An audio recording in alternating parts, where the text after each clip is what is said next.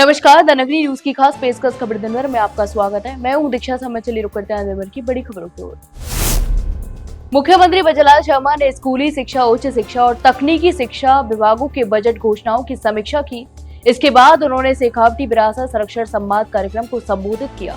तो वहीं शेखावटी हवेली संरक्षण योजना के तहत झुंझुनू, सीकर और चूरू में अब तक 662 ऐतिहासिक हवेलियों को चिन्हित किया गया है। इन हवेलियों को पर्यटन हब में भी परिवर्तित किया जाएगा, जिसमें हेरिटेज बॉक्स, सांस्कृतिक केंद्र, आर्ट गैलरी और होम स्टे विकसित किए जाएंगे। तो वहीं मुख्यमंत्री ने शेखावटी के रामगढ़, नवलगढ़, मंडावा, खेतड़ी, लक्ष्मणगढ़, फतेहपुर और महेंद्रसर कस्बों की विरासत संरक्षण और विकास के लिए विभागों की ज्वाइंट कमेटी गठित करने की भी घोषणा की। यह कमेटी दीर्घकालिक कार्य योजना तैयार कर आधारभूत संरचना और पर्यटन विकास पर काम करेगी।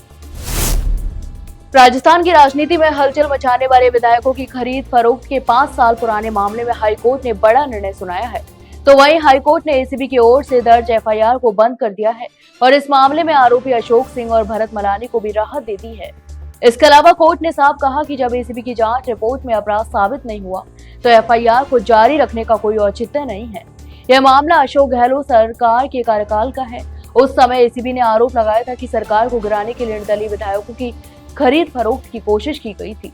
इस मामले में अशोक सिंह और भरत मलानी पर भी आरोप लगा कि उन्होंने अन्य 2 व्यक्तियों करण सिंह और अनिल मिश्रा के साथ मिलकर निर्दलीय विधायक रमीला खड़ाई सहित अन्य विधायकों को भी प्रभावित करने का प्रयास किया है। राजस्थान के शिव से निर्दलीय विधायक रविंदर सिंह भाटी सोमवार को जोधपुर पहुंचे, जहां मीडिया से बातचीत के दौरान उन्होंने कई अहम मुद्दों पर अपनी राय रखी। इस दौरान उन्होंने भाजपा विधायक बेराराम सियोल की महिलाओं पर दिए गए बयान का समर्थन किया और विधानसभा में कैमरों को लेकर हो रही सियासत पर भी प्रतिक्रिया दी।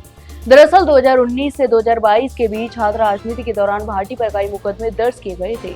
इन मामलों की सुनवाई सोमवार को होनी थी, लेकिन अदालत में पेशी के बाद कोर्ट ने उन्हें इन मामलों में दोष मुक्त करार दिया। इसके अलावा कोर्ट के फैसले के बाद भाटी ने कहा कि उन्हें हमेशा न्यायपालिका पर भरोसा था और आज सच की जीत हुई है। इसके अलावा उन्होंने कहा कि उस समय भी मुझे भरोसा था कि न्यायपालिका मुझे न्याय देगी और आज कोर्ट ने साफ कर दिया कि मैंने कोई अपराध नहीं किया था। सच की हमेशा जीत होती है। झालावाड़ स्कूल हादसे के बाद मृतक बच्चों के परिजनों को 50-50 लाख रुपए की मुआवजा दिलाने की मांग को लेकर चल रहा विवाद अब लगातार गहराता जा रहा है। तो वहीं देवली उनियारा से निर्दलीय प्रत्याशी रहे नरेश मीणा का अनशन चौथे दिन भी जारी रहा, लेकिन आंदोलन से अधिक चर्चा उनके गुस्से की हो रही है। तो वहीं कलंजन स्थल पर उन्होंने अपने ही समर्थकों को थप्पड़ और लात मार दी थी। इसके अलावा मंच पर भीड़ बढ़ने पर पत्थर भी फेंके और कार्यकर्ताओं को लातों से पीटते हुए नजर आए। राजस्थान की राजनीति में गुस्से का इस्तेमाल कोई नया नहीं है। जब आंदोलनकारी और सड़क की राजनीति करने वाले नेताओं ने हमेशा आक्रामक अंदाज अपनाया है। इसके अलावा बीजेपी नेता और कृषि मंत्री डॉक्टर सुरोड़ीलाल मीणा, जिन्हें नरेश मीणा का राजनीतिक गुरु भी माना जाता है, कई बार सार्वजनिक मंचों पर कार्यकर्ताओं को डांटते और छिड़कते भी देखे गए हैं। वहीं आरएलपी प्रमुख हनुमान बेनीवाल भी अक्सर अपने समर्थकों पर नाराजगी जाहिर करते रहे हैं। राजस्थान के डूंगरपुर जिले में राज्य सरकार के निर्देश अनुसार सेवा पखवाड़ा के अंतर्गत 17 सितंबर से शहरी और ग्रामीण सेवा शिविर अभियान प्रारंभ किया जाएगा। तो वहीं जिला कलेक्टर अंकित कुमार सिंह ने डीओआईटी सभागार में शिविरों के आयोजन को अंतिम रूप देते हुए नोडल अधिकारियों, विभागवार प्रभारी अधिकारियों और डेटा एंट्री कार्मिकों को दिशा निर्देश दिए हैं। उन्होंने समय पर शिविर में पहुंचने, अधिकतम लोगों को लाभान्वित करने और फॉर्मेट में सूचनाओं का सही संग्रह कर अपलोड करने के निर्देश दिए। इसके अलावा ग्रामीण सेवा शिविर 17 सितंबर से विभिन्न ग्राम पंचायतों में शुरू होंगे। पहले दिन पंचायत समिति डूंगरपुर के ग्राम पंचायत माड़ा, काकरा, द्रा, दोबड़ा की ग्राम पंचायत आंद्री, डोजा बिछीबड़ा की ग्राम पंचायत अमजरा, करहल माता चौधरी की ग्राम पंचायत पोहरी पटेलान, सांसरपुर सहित कई अन्य ग्राम पंचायतों में शिविर आयोजित किए जाएंगे।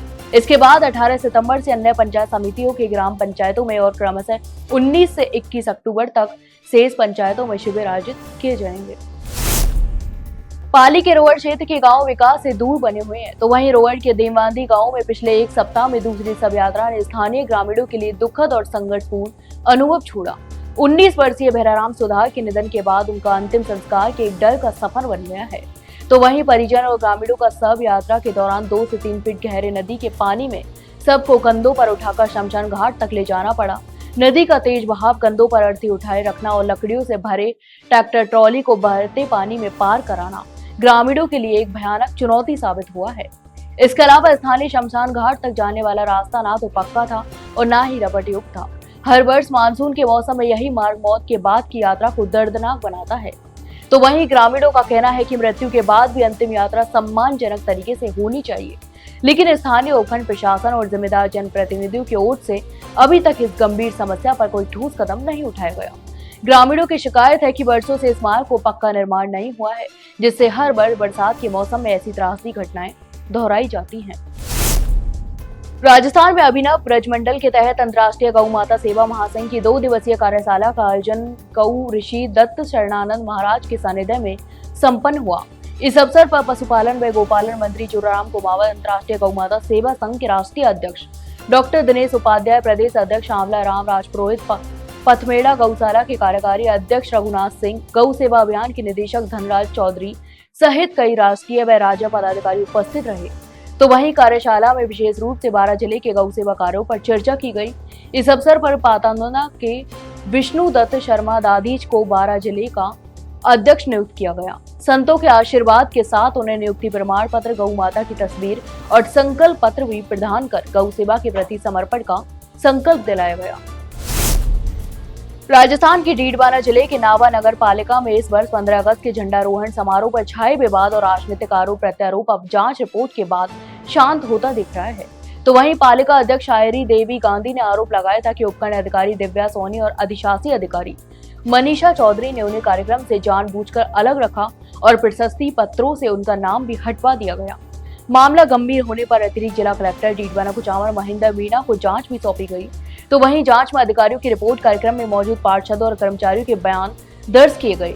इसके अलावा जांच पूरी कर एडीएम ने जिला कलेक्टर को रिपोर्ट सौंप दी, जिसमें पालिका अध्यक्ष के लगाए गए सभी आरोपों को तथ्यहीन और निराधार बताया गया।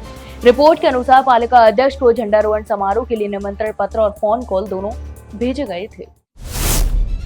मेड़ता रोड नागौर आसौज वहां में लगने वाला पारंपरिक पार्श्वनाथ मेला मेड़ता में इस बार भी बड़े धूमधाम से शुरू हो चुका है। तो वहीं रविवार से मेले में श्रद्धालुओं की भीड़ उमड़ने लगी है और पूरा क्षेत्र धार्मिक आस्था के रंग में रंग गया है। देश के कोने कोने से श्रद्धालु यहां पहुंच रहे हैं। यह मेला न केवल धार्मिक दृष्टि से महत्वपूर्ण है, बल्कि सामाजिक और सांस्कृतिक उत्सव का भी प्रतीक बन चुका है। तो वहीं मेड़ता रोड का फलवृद्धि पार्श्वनाथ तीर्थ जैन धर्मावलंबियों के लिए विशेष महत्व रखता है। मान्यता है कि यहाँ दर्शन करने से जैन धर्म के 38 तीर्थंकरों का लाभ मिलता है।